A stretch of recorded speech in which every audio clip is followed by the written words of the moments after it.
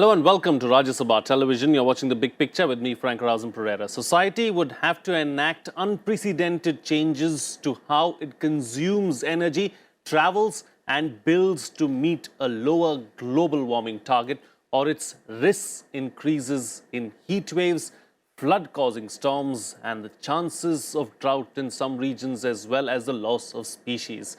Keeping the Earth's temperature rise to only 1.5 degrees Celsius rather than the 2 degrees Celsius target agreed to at the Paris Agreement talks in 2015 would have clear benefits to people and natural ecosystems, the United Nations Intergovernmental Panel on Climate Change said today in a statement announcing the report's release.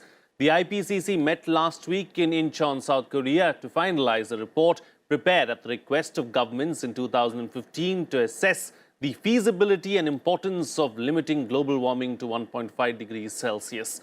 The report is seen as the main scientific guide for government policymakers on how to implement the 2015 Paris Agreement during the climate change conference in Poland in December. On this edition of The Big Picture, we will analyze the climate change report. Joining me on the program today are Professor C.K. Varshney, former Dean, School of Environmental Sciences, JNU, Dilip Sinha, former Special Secretary, International Organizations and Environmental Diplomacy, Government of India, Chetan Chauhan, Deputy National Affairs Editor of the Hindustan Times, and R.R. Rashmi, Distinguished Fellow, the Energy and Resources Institute. Thank you to all my guests for joining me on this edition of The Big Picture. I'd like to start the program with you, Chetan Chauhan. You know, the world's biggest review report on climate change is out and the news isn't very good. No, the 1.5 degree scenario which they are saying that the temperature is likely to rise between 2030 to 2052 at the pre-industrial levels. The IPCC have said something similar in the fourth assessment report also. But with the US out of the Paris Agreement and most of the developed countries having the voluntary targets under the Paris Agreement, achieving 1.5 by the turn of century is extremely difficult. The danger is that there will be a lot of pressure on India and China to change how they consume the energy, move away from coal-based, fossil fuel-based energy to clean energy, without much coming from the Western, the most developed world. So I think the IPCC report will be used in the future negotiations till the Paris Agreement final draft on how to implement the Paris Agreement is ready by 2020 to pressurize in India, China to move away from fossil fuel-based energy. And I think we have to safeguard ourselves from that sort of a pressure group. Every country in the world have to do something to move from high emission-based technologies and move towards the cleaner technology. But one country cannot do it. It has to be a collaborative effort. And I think the Paris Agreement has a broad framework for that. But without US in the Paris Agreement, the biggest emitter, have highly fossil fuel-based energy economy. Without it, I don't think that 1.5 will be feasible without All right. US. That's a very valid point that you're making. Ambassador Sinha, you know, as far as, countries around the world are concerned, they're all talking about it. Like Chetan Chauhan has just mentioned, America has walked out of this Paris Agreement as such and, not keeping up to the agreement. But on the whole, would you say that governments are serious about dealing with climate change and global warming? Well, if governments were serious, then this report would not be required. In fact, this report is a kind of a last alarm bell to the world, saying that the target has to be 1.5 degrees Celsius. It says that it's in a way not necessarily an alarmist report. It says that 1.5 degrees Celsius is achievable. It is not yet too late. It is urgent. And therefore, it has laid down certain activities, certain actions that need to be taken to ensure that 1.5 degrees Celsius is achieved. And it says that achieving this is not just good environmental politics, it is also good developmental politics, because the Sustainable Development Goal targets can also be met by following a pathway which leads to 1.5 degrees Celsius increase. Otherwise, it will be very difficult for Mother Earth. Right. Professor, how bad is the situation really? I think if the current situation continues, then I think the problem is very serious, because the current trajectory shows that the likelihood by 2030 will be 3-degree rise or 4-degree rise. And at the poles, the temperature may rise even up to 7 degrees or 7.5 degrees. So I think the present day commitment that were made by the countries at the Paris Agreement time, they are not sufficient. They have to be far more rigorous and far more, I should say, tight. And for that to achieve 1.5, as rightly has been said by Mr. Sinha, that it is now feasible. The technology, the science and the physics and the chemistry permits that it is possible. But the only question is that the political will has to come. And there is an increasing gap between science and the politics. And since the US has wriggled out, and you know that the Prime Minister of Australia has to leave because he was committed to the climate change and the emission cuts. And now the recent elections, which are going to proceed further for the election of the president in Brazil, has also won because they want to open up the Brazilian forest for agribusiness. And at the same time, there are many other countries such as Britain, Netherlands and Germany who are part of the Paris Agreement and also say that they are committed, but their actions do not really speak in that clear terms. For example, Britain is now very actively pursuing the question of oil exploration and also fracking, gas fracking. At the same time, the Netherlands is trying to explore oil in the Arctic, and the Germany wants to sacrifice the forest for digging up coal. So I think these countries too are really not very serious as they should have been. For the climate change and to achieve 1.5, 45% reduction in the emission has to be taken, which is very drastic. And that has to be done. And I think all governments have to agree. And every facet of our activity in the society has to change dramatically. And for that, we have to really prepare. But how far we will be able to succeed is a question. And I think this report is a very loud clarion call that unless we do this and unless we do it now, it will be already late and unprecedented changes will take place and it will be difficult to retrieve the situation, and the consequences are very serious, which we are already seeing in terms of the drought that we have faced in the North India and the kind of flood situation that we have seen in Kerala and the kind of forest fire that we have seen in California and the heat wave that we have seen in Europe and so on and so forth. So I think world over in different format and in different form, climate change is reminding us, is knocking at our head that do something and behave which is necessary to save the world, the species and the human being themselves. Right. You know, Ambassador Sinha, I'm just going to take a cue from what the professor just said and ask you a question, you know, a leading question there, because, you know, he mentioned Brazil, he mentioned the Netherlands, he mentioned Britain, he also mentioned Germany. So as these countries continue to explore fossil fuels and, you know, and that kind of energy, is there going to be undue pressure on countries like India and China going forward? Yes, unfortunately, the situation is that in the Paris Agreement, two principles were adopted. One was that binding cuts that were there in the Kyoto Protocol were abandoned. And the second was the principle of common but differential responsibility, which allowed developing countries a certain amount of leeway, was also abandoned. Now, the other problem is that the two biggest emitters in the world today are the US and China, who between them emit over 40% of the total carbon emissions. Now, the US has walked out of Paris Agreement, and China has, despite its very high emissions, its emissions are twice that of the US, almost 3 times that of the US. It still has set a peaking target of about another 10 years later or 5 years later. I'm not exactly very sure, but that is the situation. So China still wants to increase its emissions further, although its per capita emissions and its gross emissions are extremely high. And on top of that, you have developed countries like Canada, which walked out of the Kyoto Protocol, de-ratified it, Australia, Russia, Japan, all of them either missed their targets or refused to pursue them.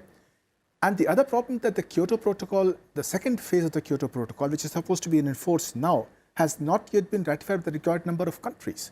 So the situation is that although on the one hand we have an alarming situation as pointed out by the IPCC report, on the other hand, at the current moment there is no agreement in force. The Paris Agreement comes into force only in 2020. Yeah. So right now, the Kyoto Protocol 2 has not been ratified. Kyoto Protocol 1 is over. It was over in 2012. So we have a situation where there is no agreement in the world today, and the Paris Agreement gives voluntary targets, which, as Dr. Vashni has mentioned, will lead you to a 3 degree Celsius pathway, which means, and then it will keep increasing thereafter.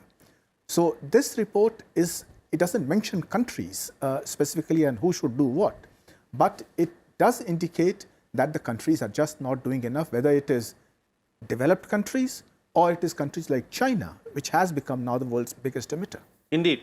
R.R. Rashmi, you know, climate change is a growing concern. It's a problem. It has been, you know, there for quite a few years now, and global warming also is something that people have been talking about for several years now. But despite such a grave situation staring us in our faces, at the end of the day, governments don't seem to be concerned enough to deal with the problem. So how are we going to remedy the situation really going forward? You see, the Paris Agreement is a living example of what the governments can do. The Kyoto model has actually failed. We had mandatory cuts. We had a top-down model in which the developed countries were supposed to cut their emissions, but it didn't work that way. So, under the Paris Agreement, it has been a new regime has been created where option has been given to different countries to evolve their own methods of how they can do transition in terms of energy consumption and how they can move towards a low carbon trajectory of development. So there is a diversity of action now. So in a way, I wouldn't be completely pessimistic about the impact of such actions because there is no doubt a situation where the current commitments made by countries, although they are voluntary in nature, but these and they are defined by the national circumstances, there is a likelihood that these commitments may lead to a very high rise in temperature, and it will create a serious situation for the planet as a whole. But we also have to look at the economic and social implications of these targets. We are actually guided by the developmental imperatives in each of our countries, and therefore we have to design a development pathway which is not only environment friendly but also takes into account the social and developmental aspirations of the people. And that's why this flexibility has been given under the Paris Agreement. So it will not be completely true to say that the governments are not conscious. It's only the political division of this responsibility, which is called the burden sharing. That is the crux of the whole matter. How the burden is shared amongst all countries, developed and developing, that is the critical issue, and the Paris Agreement is one of the possible ways in which it can be done. Now the next question which arises in the light of this report, 1.5 degree report, is how the ambition of the countries can be further enhanced. Because there is a level of ambition which is already expressed under the Paris Agreement. The NDCs have been given by different countries. Now, in the light of 1.5 degree, will the countries revisit this ambition? Will they raise their targets? At what point can it be done? What is the extent in which it can be done? And what is the kind of the pathways, developmental pathways which will have to be adopted to make it actually happen? Is it really feasible? So all those questions will actually are going to be negotiated, and perhaps the first such opportunity will arise in Katowice in Poland in December, where this report will be discussed. Indeed. Chetan Chauhan, let's be a little India specific now and talk about how do we deal with this problem really going forward. Do you believe that we need policy level changes? If at all we do have policy level changes, how will these be implemented as well? No, I think we have enough policies which are climate friendly policies. Agriculture Ministry has adaptation fund. But two issues I want to highlight. One is on the scientific level. We will have to have a scientific temper which educates people, create awareness among farmers on climate resilient crops, later water intense crops, and create awareness among people that adopting to a cleaner energy is also a very cost effective way of living. that you can easily move away from fossil fuel based economy, the vehicles, towards the cleaner fuel. Second is that the governments will have to install systems, mechanisms for people to adopt cleaner technologies. Today, we speak about electric vehicles. The government has a scheme called FAME, giving incentive to people, to the companies to sell electric vehicles. But the takers are very few because you don't have charging stations. You don't have a mechanism which ensures that these sort of vehicles people buy. So you will have to come with policy directions on that aspect. And the municipal corporations, the local bodies in the country will have to be sensitized on climate change issues. And I think that is the way forward. On the policy directions, we have enough policies to make Indian system, Indian society climate resilient. But implementation is one of the key issues. And at the ground level, the implementation has to be better. And scientific temper, improving climate scientific temper among people has to be better. And I think the government should really focus on climate research from India. We are seeing whatever climate research is happening is in the developed world, in the Western world. From Indian side, very minimal climate research is happening. So I would like to focus on climate research, which is India-centric, which can tell the world what is the India's viewpoint based on climate research. All right. I think ISA is a good direction that we are heading in. The International Solar Alliance, we've seen some headway as far as that particular organization is concerned, and we could probably see some forward movement there. But Professor, should it always be the government's prerogative really as far as climate change is concerned and global warming is concerned? Don't we need a change in mindset as far as the people also are concerned? Very much so. We will require that everybody's participation with enthusiasm should be to deal with this monster, which is making a very serious onslaught on our future prosperity and our well-being, on our economy. Because for two reasons. We are in tropics, and tropics, most of the climate change influence is on account of water, and rainfall is a main factor, and the dependability of the rainfall is day by day is decreasing for a simple reason that it is becoming very erratic.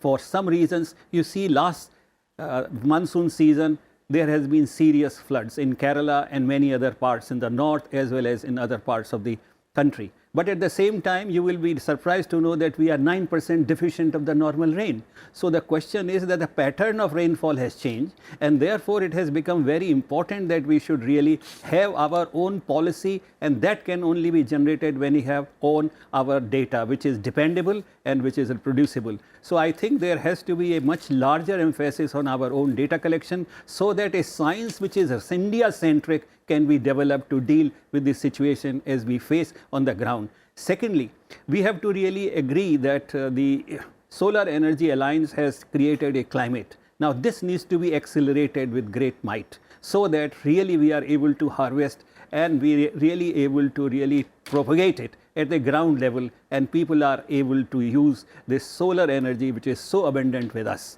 and is free of cost. It will save us the precious foreign exchange to go out. At the same time, it is very, very convenient for people to use because it is a decentralized, we don't need a grid system and many other advantages that flow. But we have to do research in terms of indigenizing the equipment and the ware which really are used for generating solar energy, and that has to be done, and again the research support is required. At the same time, in universities and colleges as well as in every other facet of the profession, we have to really talk about climate change. Our policy need to align primarily, and all policies for that matter, including the policy of social welfare, policies of labor, policies of industrialization, has to align with the dictates of the climate change, because it is not that we want to follow the communities of the world, but at the same time it is our own benefit. Right. And what we invest is much smaller as compared to the advantages that we are going to get. One of the reports that has been said about climate and economy by Sir Stern, they said that 26 trillion is really possible if we adopt the green technology or green economy. And I think there are a large number of other advantages that will flow. The premature deaths from the air pollution, as much as 700,000 can be reduced. So I think there are many advantages. And Stern has made a very strong statement. He says that the existing models on which economists have worked have failed to appreciate and incorporate the new technology, their impact, as well as other intricacies which have been thrown up by the new research which has come now. And now, therefore, doing what we need to do to contain the temperature of the earth to 1.5 has become possible. Scientists earlier thought that it is a mere concession to the island nations, and therefore they were not giving much thought. But during the last 5 years, they have found that no, it is possible to achieve, and it is possible to really follow a path by which we can achieve 1.5 should the governments agree and they commit and they stay put their commitment throughout. Okay, so it's doable, it's achievable, and there is a silver lining at the end of the day is what you're suggesting. R. Rashmi, how do we ensure, that this percolates down to the masses? How do we spread awareness? How do we enable the people on the ground really to understand the dangers of climate change and global warming and also educate them about the problems? I'll, in fact, again go back to Paris Agreement. This agreement for the first time recognizes the role of various stakeholders, not just the governments. That is something dramatic about this agreement. It recognizes the role of all the stakeholders in each of the countries, even at the subnational level, although there is a political controversy about that. But it says that private sector, the corporate bodies, the municipal bodies, the youth, everyone should be involved in this process. Now, that is a global question, how we involve different kinds of stakeholders at the global level. Within our own country, let's take an example of how we can carry this message down to the different sections of the society. Now, we have a federal structure in the country. The climate change policy is essentially, currently, it's a baby of the central government. It's currently being implemented through central government programs. There are, as you know, there are 8 missions under the National Action Plan on Climate Change. But the entire responsibility of implementing these plans lies with the central government. Now, time has come when we should move to the states, because in a federal structure, the states have an equal responsibility and they are the actual people at the front line. I mean, they are the vulnerable communities in the states which have to take climate change burden and they have to respond to it. So, we have to strengthen the communities at the grassroots level through the state governments. So, we have, in fact, the government has already come up with state action plans on climate change. Each state is expected to prepare it. It has to be vetted by the state central government, because there are some resources will have to be earmarked for this purpose, and that state plan provides an opportunity for all kinds of stakeholders to get involved in this process. The other thing which we need to do is to prepare a longer time a plan in a longer time frame. For example, in the when you say longer time frame, I mean, what are we looking at? We are looking at 2050. 2050, okay. Right now, our nationally determined contributions have been given in a time frame of 10 years, 2030. Now, that I feel that for a global problem of this magnitude, which is going to play out over a very, very long time, we need to have a longer strategy. And in fact, this is one of the obligations under the Paris Agreement. Each country is expected to come up with a low carbon strategy, a developmental emissions trajectory which can decarbonize. The rate of decarbonization will naturally depend on various factors, but we need to move in that direction, and we need to create a longer time strategy which can help us move in this direction with the help of various stakeholders. Right. We have to make a transition in terms of energy production and energy consumption, both through behavioral changes, through technological changes, but this requires involvement of everyone. Right, right. Dilip Sinha, renewable energy is the way forward, do you believe, and how do we make this, large-scale shift from fossil fuels to renewable energy? Well, that is a must and a necessity, because 60% of our energy production comes from coal, and this report says that coal has to be removed as a source of energy by 2050, which is only about 30 years from now. So, and coal is the only energy resource that we have within the country today.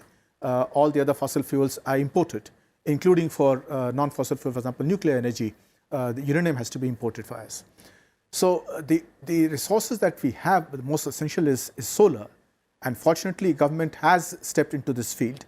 But we need to involve the private sector also and make policies in which the people and the private sector together can start going in for energy change, use of energy change, rather than waiting for larger power plants to be set up. For example, rooftop solar panels have not yet taken off in a place like Delhi, which is the capital of the country. It's only some industrial areas which are using solar panels, because the policy framework has taken a long time to come into place. The subsidy level is still not clear, and I think people are still not sure about how the grid structure will function. So some example needs to be set by people who are avant-garde in this area, so that buildings can start generating at least some of their own requirement. Right. Then I suppose biofuels are extremely important, because we end up wasting a lot of this, which is extremely important. Now, it is possible to use waste for generating electricity. Singapore does it. Many other cities in the world do it. But in our case, the waste goes and only clogs up the drains and then piles up into mountains in Ghazipur and other garbage dumps, and we don't know where to dump the garbage. Now, again, here is an area where a city like Delhi can set the example for the other cities to follow. So there's an opportunity there too, is what you're suggesting. Absolutely. And we need to ensure that we utilize as much as we can. All right, quick closing comments from all my guests. I've got only about 2 minutes left on the program, starting first with you, Chetan Chauhan, on the best way forward. I think one point I want to make is that this report will put pressure on all the countries, especially India and China, before 2020 to enhance its commitments under the Paris Agreement. But we'll have to see whether all the countries, the developed countries, will ensure that the commitments are enhanced to meet the target. Because unless the countries enhance their targets, meeting this target, 1.5 degree will be difficult. Right. But I think this report is a positive report, and we should take from the report to revise the policies all over the world to meet the target. Right, Professor. I think this report has very clearly shown that if future of the mankind as well as of this planet has to be ensured, then I think we have to follow what the report and the direction which the report is showing. And for that, earlier we commit ourselves and also put pressure on the other countries to commit to this objective of 1.5, I think things are going to be difficult. 5 things need to be done as the report outlines. First is excessive investment in reforestation. Secondly, energy shift or transition from fossil fuel carbon-based energy to the non-carbon-based energy.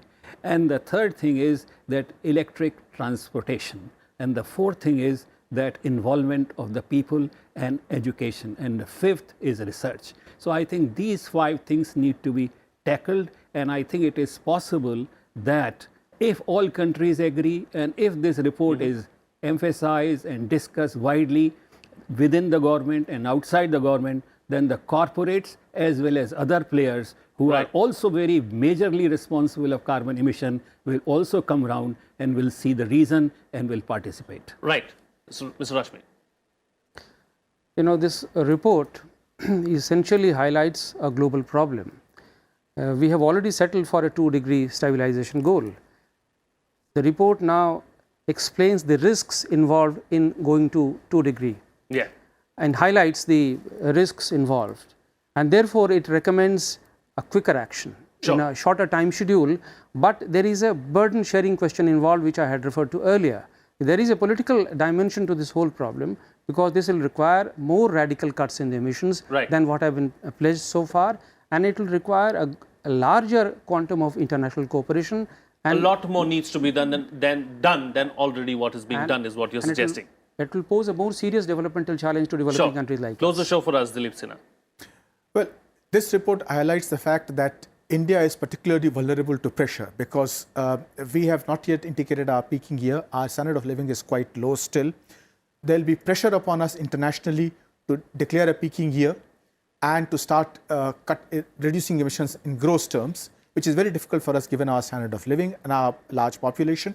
So, and besides, it also points out that countries like India, which are tropical countries, are more vulnerable to climate change. Right. So, on both counts, we'll be under pressure. So, we have to get our act together to act quickly to be able to meet whatever requirements, whatever actions have been suggested by the experts here. All right, act quickly and act now is what you're suggesting. With that, it's a wrap on this edition of The Big Picture. Thank you to all my guests for joining me on the program and putting things into perspective for us. That's it from me. See you again next time.